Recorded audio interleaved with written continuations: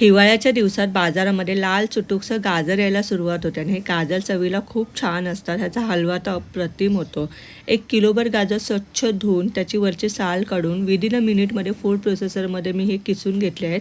एका साईडला फेरॉलची कढई म्हणजे बिडाची कढई तापत ठेवली आहे. त्यामध्ये 2 चमचे तूप टाकून हा किस छान तुपात परतून घ्यायचा म्हणजे त्याचा कच्चा वास निघून जातो. आता ह्यामध्ये मावेल एवढं दूध टाकून दूध आपल्याला आटून घ्यायचं आहे. दूध छान आटलं की मग ह्यामध्ये आपण टाकूया चवीपुरतं साखर. मी इथे ब्राऊन शुगर वापरली आहे. तुम्ही आपली नेहमीची साधी साखर असते ती टाकली तरी चालेल. छान परतवायचं आहे. एका साईडला मी तडका पॅनमध्ये तूप गरम केलं त्यामध्ये मी टाकले ड्रायफ्रूट. ड्रायफ्रूटमध्ये मी काजू, बदाम, पिस्ता घेतला आहे. आता आपली साखरसुद्धा छान आटली आहे. ह्यामध्ये वेलची, जायफळ पूड टाकायचा आहे. एक पेढा किंवा खवा टाकायचा आहे. इथे मी दुधावरची सायसुद्धा घेतली आहे आणि जो तडका केला होता तोसुद्धा टाकायचा आणि गरमागरम सर्व करायचा आहे. नक्की ट्राय करा. एन्जॉय.